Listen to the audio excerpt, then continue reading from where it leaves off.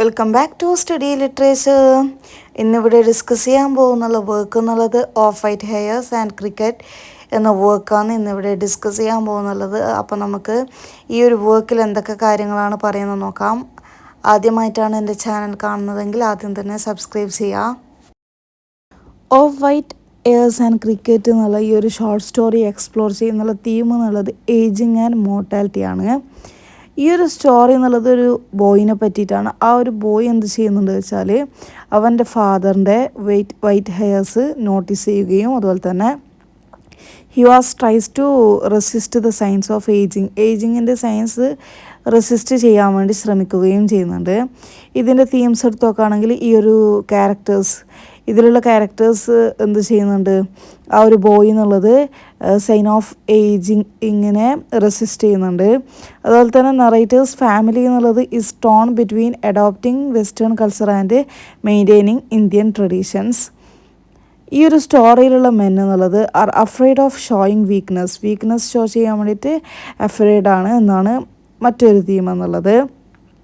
Narrator notices his father's white hairs and want to pluck them out to resist ageing resist ചെയ്യാൻ വേണ്ടിയിട്ട് ആ ഒരു air pluck ചെയ്യാൻ വേണ്ടിയിട്ട് ആ ഒരു നറേറ്ററിന് തോന്നുന്നു.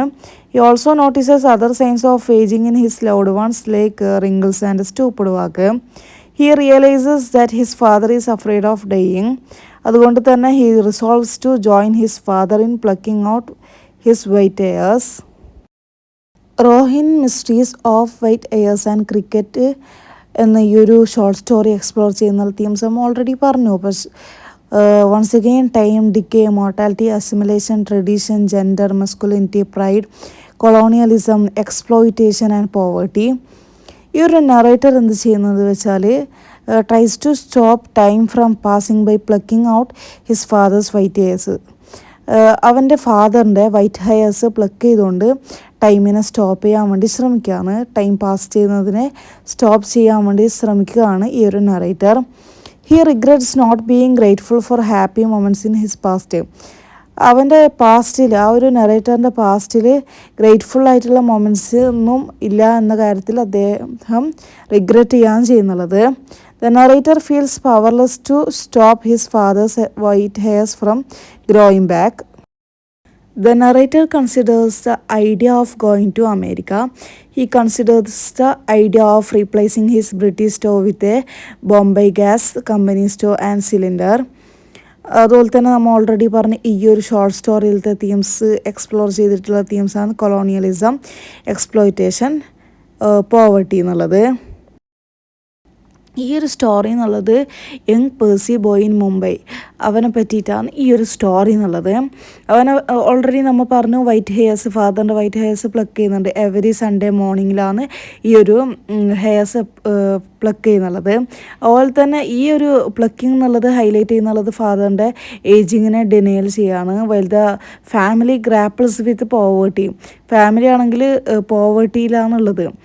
ഈ ഒരു പ്ലക്കിംഗ് ആക്ട് എന്നുള്ളത് symbolic representation of their attempts to resist the passage of time. While the narrator's memory എന്നുള്ളത് അവൻ്റെ അച്ഛൻ്റെ കൂടെ എല്ലാ സൺഡേസിലും ക്രിക്കറ്റ് കളിക്കുക എന്നുള്ളത് serve as a nostalgic reminder of a happiest പാസ്റ്റാണ് ഈ നറേറ്ററിനെ സംബന്ധിച്ച് അവൻ്റെ അച്ഛൻ്റെ കൂടെ ക്രിക്കറ്റ് കളിക്കുക എന്നുള്ളത്. When the father was more actively engaged with him. അവൻ്റെ ഫാദറാണെങ്കിൽ ഒരുപാട് സമയം ആക്റ്റീവ്ലി എൻഗേജ്ഡ് ആയിട്ട് നിൽക്കുന്നുണ്ട് ഈ ഒരു ക്രിക്കറ്റ് കളിക്കുന്ന കാര്യത്തിൽ. ദ സെൻട്രൽ സിമ്പിൾ എന്നുള്ളത് the act of plucking white hairs is central symbol representing the father's desperate attempt to appear younger and the narrative's discomfort with the aging process. നറേറ്ററിൻ്റെ ആ ഒരു ഏജിങ് പ്രോസസ്സിനോടുള്ള ഡിസ്കംഫർട്ടും അതുപോലെ തന്നെ യങ്ങറായിട്ട് അറ്റംപ്റ്റ് ചെയ്യാനുള്ള ആ ഒരു ഫാദറിൻ്റെ അറ്റംപ്റ്റൊക്കെയാണ് ഈ ഒരു പ്ലക്കിംഗ് വൈറ്റ് ഹെയർസ് കൊണ്ട് റീപ്രസെൻറ്റ് ചെയ്തുള്ളത്. ക്രിക്കറ്റ് മോട്ടീഫ് എടുത്ത് നോക്കുകയാണെങ്കിൽ ക്രിക്കറ്റ് ഗെയിംസ് എന്നുള്ളത് once a shared activity between the father and son, no serve as a reminder of a time when the father was more present and engaged. The Murphy baby calendar, the old Murphy radio calendar with a smiling baby on it, despite its worn edges, symbolizes the unchanging nature of time. ഈ ഒരു Murphy radio calendar എന്നുള്ളത് symbolise ചെയ്യുന്നുള്ളത് unchanging nature of ടൈമാണ്. and the narrator's observation of his family's denial of aging. Cricket is depicted as a symbol of male strength ആയിട്ട് symbol ചെയ്തിട്ടാണ് ഈ ഒരു cricket depict ചെയ്തിട്ടുള്ളത്. അതുപോലെ തന്നെ ഡാഡിൻ്റെ past enjoyment of the sport is linked to his younger more vigorous self. As daddy ages, his ability to play cricket diminishes, representing a loss of control over his body and a growing sense of vulnerability.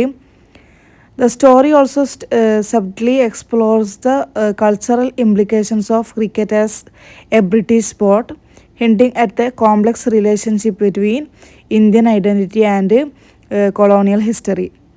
ഈ ഒരു cultural implications of cricket as British sport എന്നത് explore ചെയ്യുന്നുള്ളത് hinting at the complex relationship between Indian identity and colonial history. ഈ ഒരു story examine ചെയ്യുന്നുള്ളത് the societal pressure on men to appear tough and resist showing weakness. ഈ ഒരു story സൊസൈറ്റിയിൽ pressure മെന്നിന് നൽകുന്നുള്ളത് ടഫായിട്ട് appear ചെയ്യണം, അതുപോലെ തന്നെ വീക്ക്നെസ് ഷോ ചെയ്യുന്നത് റെസിസ്റ്റ് ചെയ്യണമെന്നാണ്. Which is deeply ingrained in daddy's behaviour. ഈ ഒരു ഡാഡീൻ്റെ ബിഹേവിയറിൽ തന്നെ നമുക്കിത് കാണാൻ പറ്റും. The tension between father and son is central to the narrative. ഈ ഒരു നറേറ്റീവിൻ്റെ സെൻട്രൽ എന്നുള്ളത് തന്നെ ഈ ഒരു ഫാദർ സണ്ണിൻ്റെ ഇടയിലുള്ള ആ ഒരു ടെൻഷനാണ്. highlighting the unspoken expectations and anxieties within the traditional family structure. Traditional family സ്ട്രക്ചറിലുള്ള ആൻസൈറ്റീസും എക്സ്പെക്റ്റേഷൻസും ഒക്കെ അൺസ്പോക്കൺ ചെയ്യുന്നതാണ് ഇവിടെ ഹൈലൈറ്റ് ചെയ്യുന്നുള്ളത്. സോ ഈ ഒരു വർക്കിൽ ഇത്രയൊക്കെ കാര്യങ്ങളാണ് പറയുന്നുള്ളത്. ഈ ഒരു വർക്ക് നിങ്ങൾക്ക് ഹെൽപ്ഫുൾ ആണെന്ന് വിചാരിക്കുന്നു. ഈ ഒരു വർക്ക് നിങ്ങൾക്ക് ഹെൽപ്ഫുൾ ആണെങ്കിൽ തീർച്ചയായും സബ്സ്ക്രൈബ് ചെയ്യുക, ലൈക്ക് ചെയ്യുക, നിങ്ങളുടെ ഫ്രണ്ട്സിനൊക്കെ ഷെയർ ചെയ്യുക, കമൻറ്റ് ചെയ്യുക.